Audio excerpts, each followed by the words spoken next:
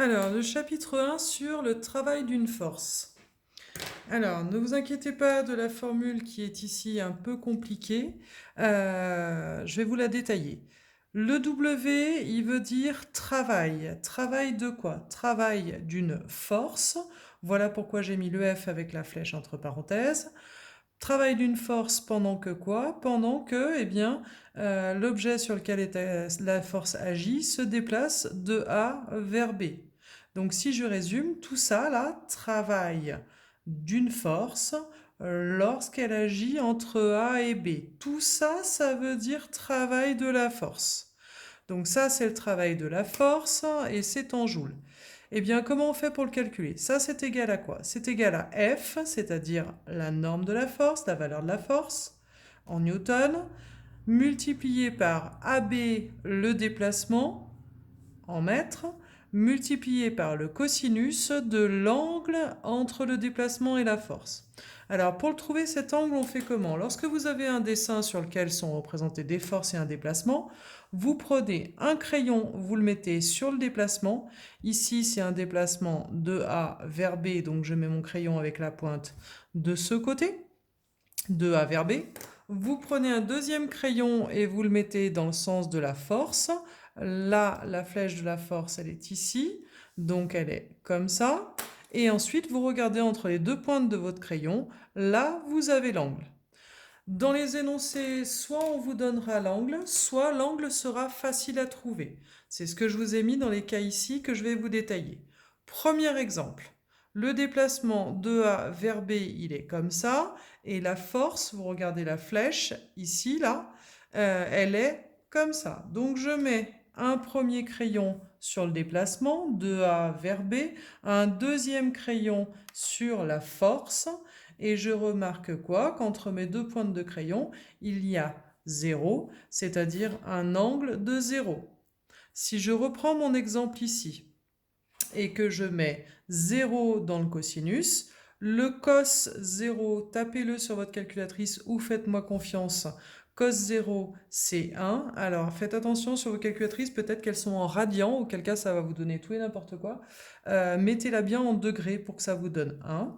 Et du coup, donc ça fera 1 multiplié par AB le déplacement, multiplié par F la force. C'est ce que je vous ai mis ici, ça fera donc le travail qui est égal à F fois AB. Dans mon petit exemple, le déplacement de A vers B, il s'appelle L. Voilà pourquoi je vous ai mis F fois L. Alors pourquoi je vous ai mis ici moteur? Eh bien, si le travail d'une force est positif, alors on dit que le travail il est moteur, que la force est donc motrice, c'est-à-dire qu'elle aide au déplacement. Imaginez que quelqu'un soit en train de se déplacer comme ça. Si quelqu'un arrive derrière et le pousse, c'est-à-dire dans le même sens que le déplacement, eh bien, ça va l'aider à avancer et donc ça fera donc un travail moteur. Deuxième exemple ici. Si on a un déplacement de A vers B qui est comme ça, mais par contre une force, vous la voyez là, qui est vers le haut. Du coup, ça fait quoi ça? Si vous regardez l'angle entre mes deux pointes de stylo, ici vous avez 90 degrés, du coup un angle de 90 degrés. Le cosinus 90 c'est 0, donc dans ma formule, cos 90 c'est-à-dire 0 fois AB fois F, de toute façon 0 fois n'importe quoi ça fait 0, donc le travail il est nul. Effectivement, si le travail est égal à 0, on dit que le travail est nul. La force n'a alors aucun effet sur le déplacement. Je reprends mon exemple du petit bonhomme qui marche. Si en même temps que le petit bonhomme qui marche, quelqu'un essaye de lui lever un bras, c'est-à-dire exercer une force vers le haut, bah ça l'empêchera pas ni de marcher, ni de continuer son trajet, ça ne l'aidera pas non plus. Donc c'est un travail qui n'est ni moteur ni résistant, c'est un travail qui est nul.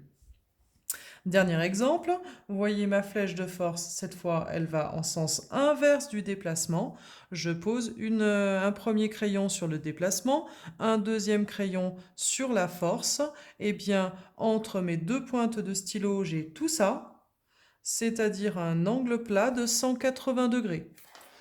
Avec un angle de 180 degrés, le cosinus 180 vaut moins 1, ce qui fait qu'ici j'ai moins 1, donc moins 1 fois AB fois F.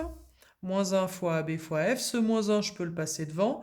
Le AB, on a dit que le AB dans mon exemple s'appelait L, d'où le fait que je trouve moins F fois L. Je vous ai mis résistant ici, pourquoi? Parce que lorsque le travail d'une force est négatif, le travail est dit résistant. Je reprends mon exemple du petit bonhomme qui marche. Si le petit bonhomme marche comme ça, mais que quelqu'un exerce une force dans ce sens-là, eh bien on va l'empêcher d'avancer. La force exercera donc un travail résistant. Alors, donc ça, ce que je vous ai dit là, c'est valable pour toutes les forces. Que ça soit le poids, la réaction du support, des forces de frottement, de poussée, de traction, de ce que vous voulez. Maintenant, il y a pour le poids une formule en plus. C'est-à-dire que pour le poids, je peux me servir de celle-là, elle marchera tout le temps, comme pour toutes les autres forces, mais uniquement pour le poids, j'en ai une en plus. Voilà pourquoi je vous ai bien mis le P ici, c'est uniquement pour le poids. Donc ça veut dire quoi? Travail du poids lors du déplacement de A vers B. Travail du poids, c'est un travail, donc c'est en joules. C'est égal à quoi? À plus ou moins M fois G fois H. Je reviendrai juste après sur le plus ou moins. M, la masse, G, l'intensité de pesanteur, 9,81 Newton par kilogramme sur la Terre, et H, la dénivellation, c'est-à-dire la hauteur. Alors, qu'est-ce qui se passe? Si je lâche un objet, il part d'ici, il va arriver sur la table. Donc la dénivellation, c'est cette hauteur-là. Le poids va l'aider à descendre. Si ça aide, c'est moteur. Donc, lorsqu'un objet descend, son poids, il est moteur. Si le poids, il est moteur, on a dit quoi? On a dit travail positif. Donc, si c'est quelque chose qui descend, le poids, il est moteur. En conséquence, on prend le signe positif. Donc, à la première ligne, vous écrivez votre formule. Ligne suivante, vous justifiez.